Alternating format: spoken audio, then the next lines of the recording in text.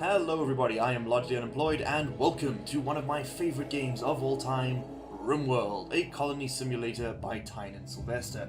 This really freaking incredible little indie game is made by a single developer, this guy here, Tyne and Sylvester. He's got some people helping him with the art and soundtrack, I think, but most of the code and all the programming has been done by him, and it's been running since like, I think 2012?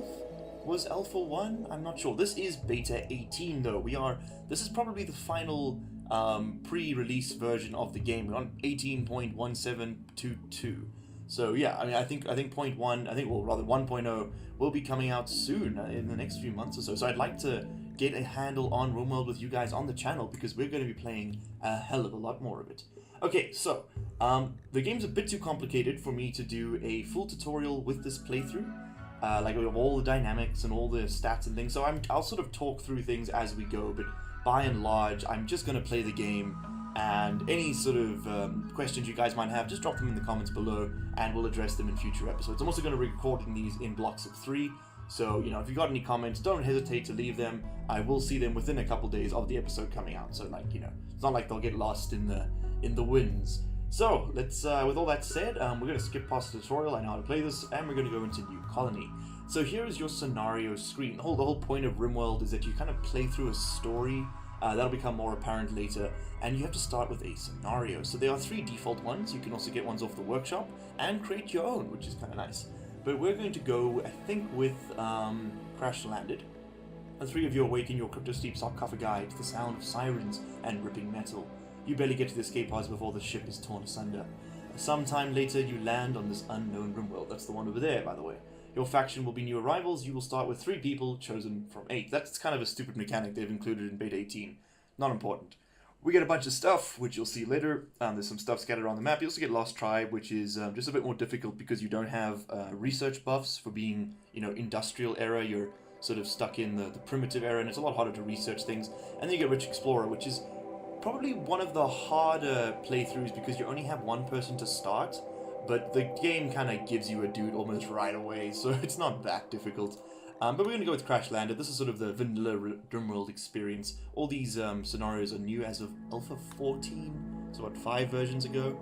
So not really new anymore, but yeah. Anyway, here comes the important portion of the selection. We have our storytellers, right? So this is the sort of overarching theme of the game. This is how it's going to be interpreted. So we've got Cassandra Classic here, who is, she's like a steadily increasing curve of challenge and tension. Then there's Phoebe Chillax with her little weird mole rat thing, and she's sort of very few disasters, a lot of time in between them, but she hits hard in the end game. And then there's my personal favorite, Randy Random. So it's just completely RNG. It doesn't really matter, you know, you've just been raided and now you're going to have a nice buff like you would get with perhaps with Cassandra Classic here. Randy he'll just hit you with 7 raids in a row or no raids in weeks. So it's most people who play this game religiously will tell you that Randy Random on extreme difficulty is the only way to play it. Now I normally play permadeath on my own, but I'm a bit worried about bugs breaking the game, and I don't want to lose this save file or this colony to a bug. So we're going to keep permadeath mode off, but I won't be safe scumming unless, you know, there's something really glitchy that happens. Anyway, so that's our setup. Randy Random on extreme, Crash Landed. Now we get to create our world. So we're going to shuttle that up to 100%, so we generate the entire planet. We are going to randomize the... You know what? Let's just type in something. We're going to largely unemployed. A little bit of self-promotion there. Okay, that's our map seed. Overall rainfall will be normal and temperature normal. It's a nice moderate tempered world. Sounds lovely, doesn't it? And here we have the planet we will be playing Rimworld on. That's right, we have the Goose Heel Ocean over there, the Canvas Forest, the Canberra Deserts on the side. A lot of seas in this. The Malan Ocean. We've got the Katremi Sheet. These are all different biomes. Okay, so obviously ocean can't land in, well you could, but you wouldn't want to. There's sea ice, which has literally nothing going on for it. Pretty shitty to play on, very difficult. We've got ice sheet, also very difficult. There is, you know, decent minerals on the map, but good lord, you know. A couple animals here and there, food is hard to come by. We have tundra, cold and unpleasant. We have the boreal forest, also cold and unpleasant, but, you know, with a bit more life going on. We've got some deserts down over here. We have arid shrubland. That's, for the South African viewers here, that's very similar to sort of like veldt. You have a lot of, or savanna, you know, that sort of biome. We've got a boreal forest here. I'm trying to find a bog. Oh, here's a swamp. in the midst of this temperate forest, we have a temperate swamp, so very dense vegetation in that. We've got all sorts of things going on here. There are other biomes, like I'm trying to find some extreme desert to show you. Desert, extreme desert, there you go, the very pale one. And then you do get tropical jungles, here we go. And boreal forests, temperate forests, and tropical jungles all have their swamp variants. The boreal one's called, it's like sort of pine forest, it's called a cold bog. But yeah, you get it. So these sort of sprawling lines on the screen here are rivers for the blue.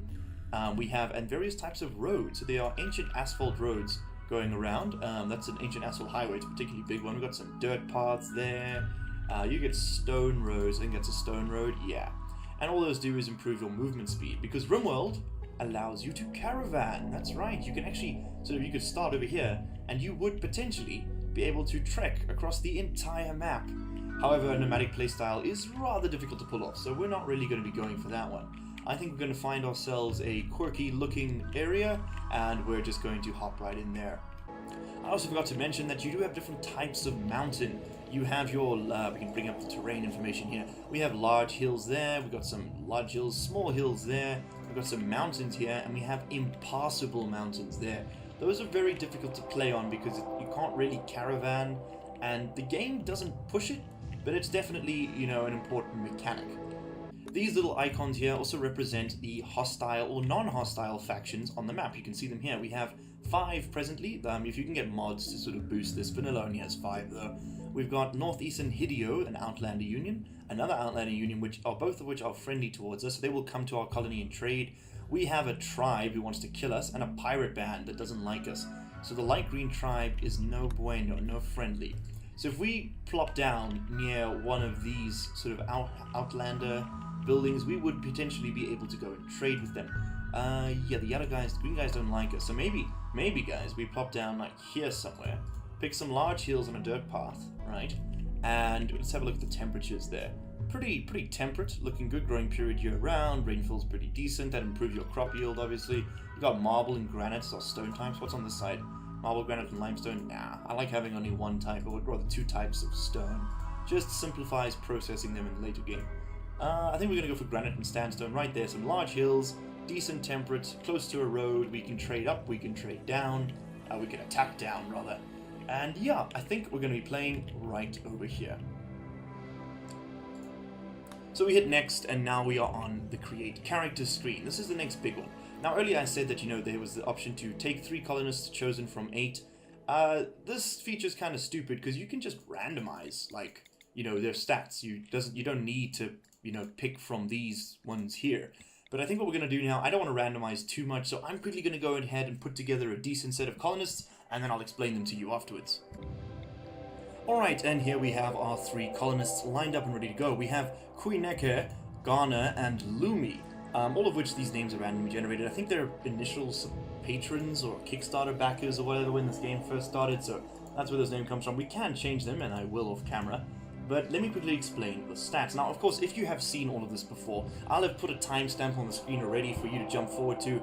But, I mean, if you don't want to see me go through all of this and the initial game explanations of the sort of the UI and stuff, just skip forward to that timestamp now, and you shall be freed of these earthly constraints. And, you know, next episode we'll just be playing, and it'll be great. Okay, anyway, for those of you who've hung around, let's hop into the skills. So shooting and melee are pretty self-explanatory, right? You shoot guns, you use weapons, and this is your proficiency. Each of these numbers is out of 20, basically up to where that line goes. We have social for discussion, we have animals, medicine. This animals, of course, is handling, training, you know, butchering. I mean, not butchering, that's cooking, rather. We, of course, have medicine for doctoring. We have cooking for cooking. Including butchering is in there as well. We have construction for building things, growing for growing things, mining for mining things, artistic for artsing things, crafting for crafting things, and intellectual for learning things, or research specifically in the game. As far as I understand it, this has no other bearing on anything else other than research, but research is a huge portion of the game. Then we have these little flames next to everything. So the double fire means that they have a great passion for it. They will learn everything about this skill at 150 times the normal speed, and they will gain joy. They'll be happy while they do it. The single flame here, like our friend Ghana has for artistic, that represents a normal, a passable interest in the things. They will get 100% and they'll gain some joy. If they do not have any passion in something, then they will learn it at 33%. They'll still be able to perform the task, unless they are incapable of it explicitly. They'll still be able to perform the task, but they will be, they'll learn at a reduced rate, so they're not perfect for that. So this sort of helps you specialize your colonists a bit, these sort of structures. Then we have their backstory, and this sort of really just affects what they're capable of, and if they get any boosts, any of their traits. Like as you can see here, Lumi was a bounty hunter, and so she gets +8 to shooting and +5 to melee. You can of course train pretty much any skill up to max as long as you're not incapable of it. If you are incapable of it, like Ghana here is, she will never be able to fight. So if someone comes and punches her, she's just going to take it. Nothing she can do about it, unfortunately. Then we have our traits. Now, these are sort of a hit and miss win. It's not the best thing to get. You can get a pretty bad roll and you can get a pretty fantastic roll. And even the people who are pretty fantastic are a bit of a problem because they're more likely to be kidnapped by raiders that see them as valuable, and it just gets deeper, right? So here we have Lumi. She's a psychopath. She doesn't care if people get hurt or if she kills them. She doesn't even care if we sort of, butcher a prisoner for body parts and put their organs in us for a few spares. She's gay and she is psychically dull. We have Ghana here, who's a masochist and a nudist. And we have, who's this Quineke, who is pretty and an optimist. He's just a lovely person all round.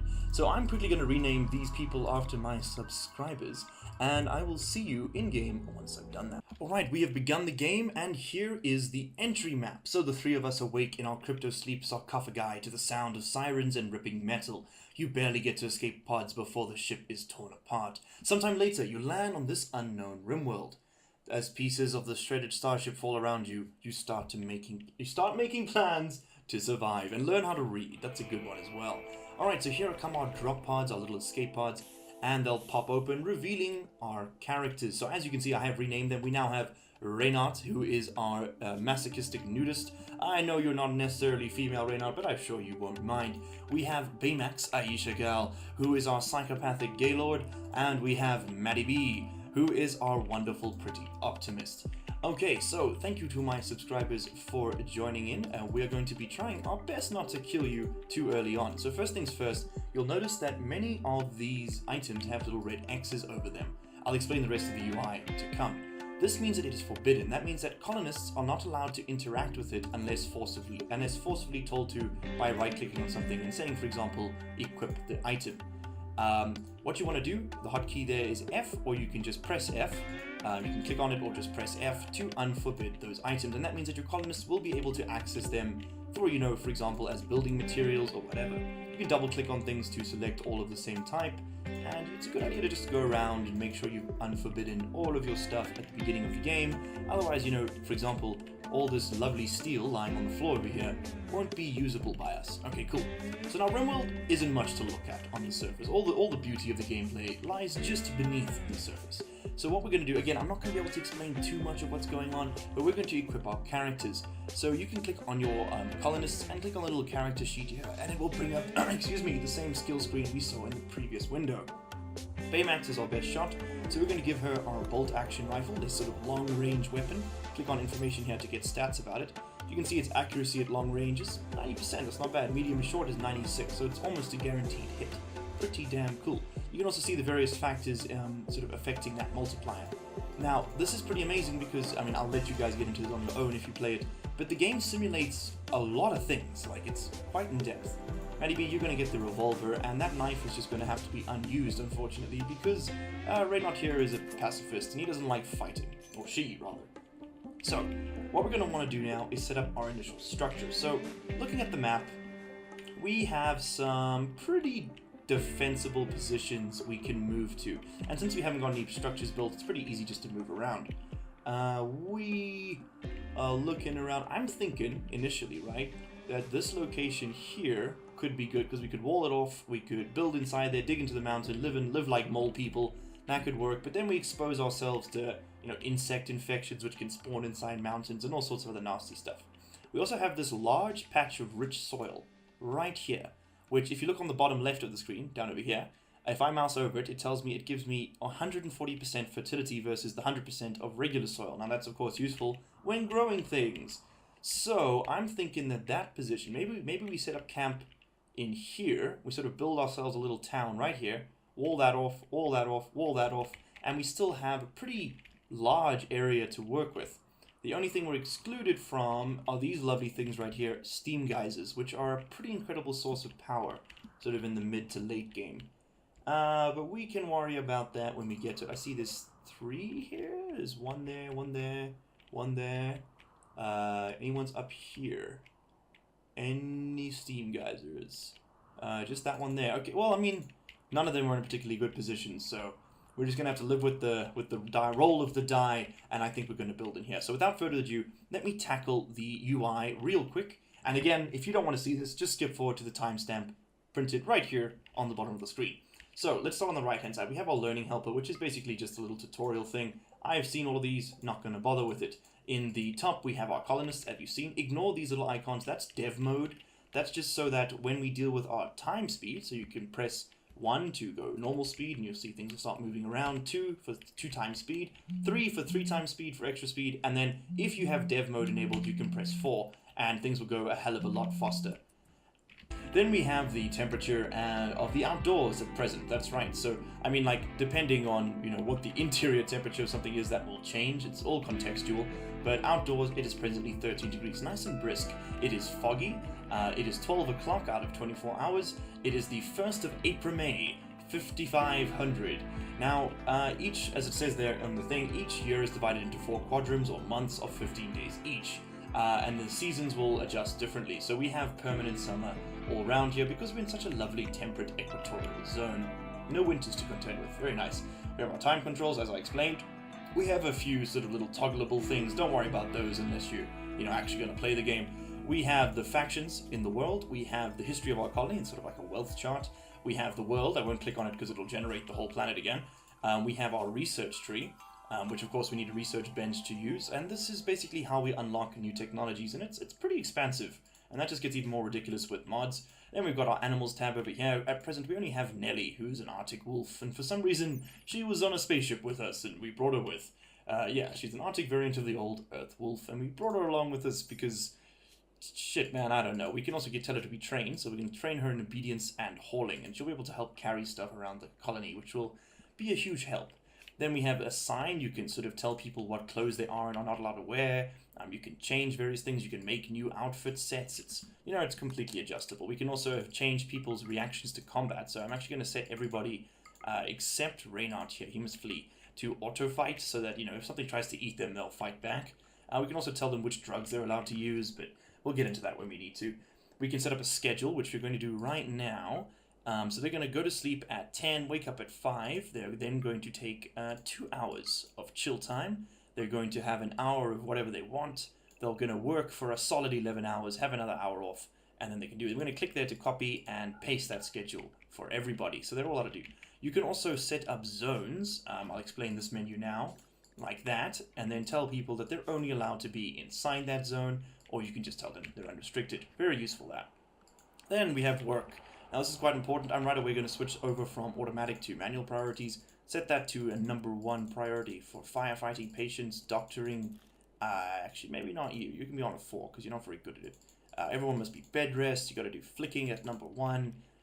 Wardening's looking after prisoners, not important. Handling, looking after animals. We're going to put that down to a 2. Obviously, the lower the number, the higher the priority. Cooking will be a 1 for now, as will hunting, and we're going to put there as well. You can right-click to increase and left-click to decrease the value.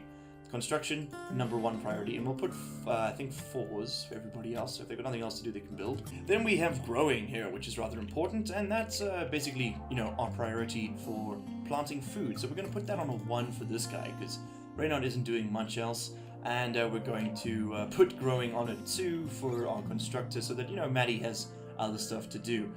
Crafting, not important. Art, not important at present, so we're going to put all those up to 4s. Hauling and cleaning, those can stay static, and research we're not going to do just yet, so I'm actually going to disable it completely. In fact, same for all of these. That's going to come back to bite me later, so actually let me just leave those on 3s. But these are our primary priorities right now, and then we have the architect menu. This is how you build things in Rimworld. So orders tell people things like, mine, deconstruct, haul, cut, whatever, and you can cut down bits of mountain, and then you can, press C to cancel, click on cancel. You can claim sort of derelict structures, you can uninstall things that can be uninstalled. You can rearm traps and make plans and do whatever the hell you want. You can also hunt animals with this. So there we go. We can say go kill that. We can tell them to chop some wood. We can tell them to slaughter a pet, but we're not going to do that because that would be cruel. We can also tell them to tame things. So let's say we want to... let's find something to tame. Not very busy this map. Let's say we really want a pet turkey. We can say tame the turkey, and I accidentally clicked on that rat, but whatever. We're not going to tame them though. Then we have zoning, and this is very, very important for the gameplay. So this determines where things will go. So you don't really have to worry about anything over here for the early game, but you need to set up a stockpile zone initially. So we're going to want to dump stuff right over there. So they'll start picking up all these things and carrying them over here. We're going to want a growing zone right over this rich soil piece. We're not going to do a huge one for now, just that, I think. And that we're going to grow, I think, some rice in. There's plenty of plants, as you can see. We'll get into them, as we go along. We're going to put our dumping stock or our storage there, and we're going to want to dump all these sort of bits of rock and things lying around up somewhere. So that's going to be for storage, all that sort of crap. Then we're going to want to go over to structure and start building with a wall. So we're going to draw out the wall here. There we go. And we're going to say that's where we're going to live for now, and we'll put a door on it, and we're going to build this out of wood. You can change the material by right-clicking and then selecting your preferred building material. Wood goes up the fastest. It's really easily accessible in forest biomes, but it's also flammable and super weak. We have some furniture we can place. In fact, let's get everybody some beds for now. We're going to put in a standing lamp, even though we don't have power. We're going to throw in a butcher's table, and that'll become apparent soon, and that's under production. This is all your sort of crafting stuff. Again, we'll get into it as we go. We're also going to want to throw down a fuel stove to prepare our meals. We're going to want to put down probably a table to eat at. That sounds like a good plan, right? And a couple of stools to sit at. We can throw down a set of end tables so everybody has nice comfort, and we're definitely going to chop some more wood. Yeah, that's a pretty good start. I think we're going to leave it there. Security-wise, we have sandbags and deadfall traps available to us. Not that we're going to get into those. We have some miscellaneous things like graves and tool cabinets. These give a production bonus, I think, to workbench. Yeah. Floors, that's pretty self-explanatory. You want to floor the room, make it nice, because they don't like the look of the floor. In fact, if you click here, you can see the beauty of an environment. And currently, where Baymax is standing, it's not very pretty. It's -7. And we'll have a look at her needs, and we'll see that she does not like the ugly environment around her. So if you can make things pleasant, they'll get a little mood boost. And since I'm here, we can also talk about the colonists' needs tab. I mean, health is pretty apparent. She got shot before, so she's a bit sore. These are her various sort of factors that factor into her productivity. Moving, manipulation is her ability to carry stuff and make things. Talking, eating, sight, hearing.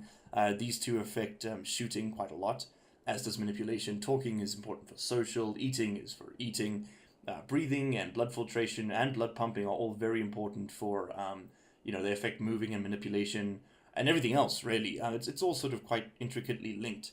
Metabolism is a real bitch to lose. If you get shot in the stomach, oh god, they eat so much because they just can't get the nutrients anymore. Then our needs here, right? So this is a big one. So they have the need to eat, obviously, the need to sleep, the need to have joy, the beauty around them, the comfort of the land or the tile they're standing on, and then their sense of space. So that's the amount of open air around them. They don't like being in cramped rooms. Then we of course have mood, which is a big one, because if it drops below the first line here, and this is different for every colonist, but if it drops below the first line, they'll be at risk of having a minor break. That's like, they'll wander around sadly for a bit. If it drops below this point, they'll have a major break, or rather a risk of having a major break, which is kind of the odds that, they'll get into a fist fight, or, go and break something or set something on fire, get angry. And then you have the extreme break where they'll go on like a murdering spree, or like they'll go defile a corpse or slaughter an animal or something. It's pretty savage. Okay, so under architect, we've placed down our floors. We can have a look at power. These are various power options. We've got wind, solar, batteries, generators. You can use wood to fuel them. We have, of course, then there's conduits, which is how you run power around your base. In fact, I'm going to run a cable through here, even though we haven't got the power yet. With this building is not permanent, but I'm going to put it through anyway. We then have joy options, so we're going to put down a horseshoe pin, and they'll go throw horseshoes at it that they apparently somehow have with them. We're not going to question it too much. Then they have ship, which is the end game. We haven't got there yet, and temperatures. This is ways to regulate your environment. In the temperate zones, not that essential. Coolers are very nice for freezing food so it doesn't spoil. But I think for now that is sufficient explanation of the basic game mechanics. So I think what we're going to do is let these guys run around at 3 times speed. And as you can see, Matty B is trying his very best to shoot that turkey, but he's probably going to end up shooting Reynard by accident. In fact, so are you. So come over here, and there we go. And she got the shot. Okay, now she's dumped that over there because it is a corpse, and the storage thing, which is the tab over here, tells you what items are and are not allowed in it. So at present, this storage stockpile is allowed to take rotten food. It is at normal priority. If we set that to say critical, then other dumping stockpiles would move their content, or rather, the contents would be moved from lower priority stockpiles to this one. We at present are not going to actually allow animal corpses here, and we're going to put them right in here. And the reason for that is that we can then have them nice and close to our butchering table so that they can just be shipped back and forth. So we're going to let that run, and you'll see someone will now go and fetch the turkey and drop it off back down here. Now, since we have an abundance of wood in the area, we're actually going to go ahead and place down a wood-fired generator right there. Because normally you want to go wind or solar so you're not reliant on resources, but I mean, we have a literal map of trees. So I'm not too stressed. We can always grow some more if we really need to. And this is our first power solution, not our final one. Okie doke, so resources are being run up and down. They will all be stored over here. And in fact, what we can do in order to prevent them from deteriorating is we can slap down a couple supports, and we can go to zone area and place down a roof over it. There we go. Someone will go and build that in time. As you can see at present, these berries are deteriorating due to being unroofed. Also, stacks will stack to 75 for buildable resources and certain raw foods. Smaller items like silver and uranium will stack to 500, and food items all stack to 10. That's meals specifically. Raw food will stack to 75 like everything else. Now, while all of this is getting done, we can sort of finish up talking about some of the game's mechanics. So the first one is bills. This is kind of weird because you think you put down a fuel stove and they'll just start cooking right away. Unfortunately, weirdly enough, that is actually not the case. So we need to go into bills, and we need to say add a bill, and we need to tell them what we want them to do. So we can make simple meals, fine meals, and lavish meals. Now, fine meals, I think, take a cooking skill of 6, which we don't have. No one has that skill, so we have to make simple meals, right? That we can click on details to see takes 0.5 nutrition, right? Basically, it takes, because each of these is 0.5, yeah, 0.05. So it takes 10 of any raw food and process it into one meal, which will provide a full nutrition on its own. Well, this one's 0.9, but I think simple meals are 1.0 nutrition, and that'll essentially mean that 1.0 nutrition is one full food bar for a human colonist. So it'll take it all the way up. Some animals can have more food and they can, eat more and things like that. So, with that said, what we're going to do is add our simple meal. We don't only want to do it one time. We want to maintain a stockpile. So we'll do until we have X. Maintain a stockpile of 10. We can hit into details and say that when we have 10, it can stop making. And then when we run down to 2, they can start making it again. And that means that, as soon as they're done cooking all 10, they'll go and do other things until such time as cooking is necessary again. We can also reduce the radius at which ingredients will be collected. So we're going to put that down to about 20. I don't want it at unlimited because then they'll run over to this corner and pick up some berries that come off a bush or something, and that's very distracting. They're not very efficient work ethic there. So we are going to need to do some chopping, so I need to set someone to plant cut. Now, at present, our most useless colonist is Reynard because he's done growing. So we're going to set him to plant cut, and he'll go chop us down some trees. In fact, actually, let's designate some more. I think he's currently on Joy, which is why he's walking around like that. We can also say harvest those berries. We can try and find some wild medicine. There's some heal root there. That's the sort of herbal variant of regular medicine. We can try and harvest all of that. And that should give us some easy early game resources. Now, whoever's constructing, Matty B here, needs to finish chopping that tree. There we go, so that he can grab those resources.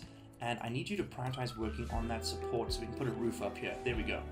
Now, colonists will prioritize building and deconstructing roofs above everything else. It's like priority number 1, and that's a good thing because you don't want to be stuck tearing down roofs on, or tearing down the supports on a structure and then having the roof collapse on you, because that will actually happen. The game does simulate that, which again is pretty cool.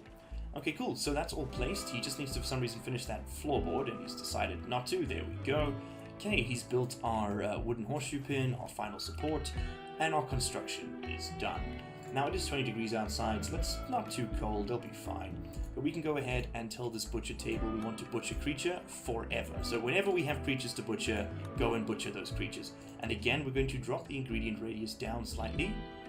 So I don't want them running across the map to go pick up something that like a bear just killed, and then getting themselves killed by said bear. That's a very useful feature a lot of people don't play with, and good lord does it help.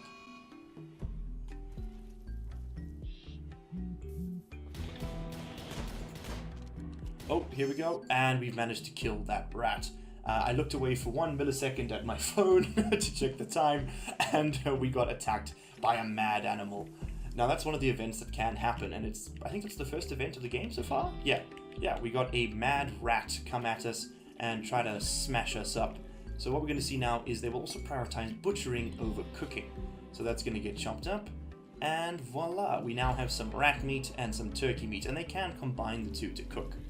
But you'll see now we have 2 partial stacks of 1 item each. That is not usable for cooking, so it's just going to sit there. I mean, they can eat raw food, but they really hate it. Not a good idea to do that.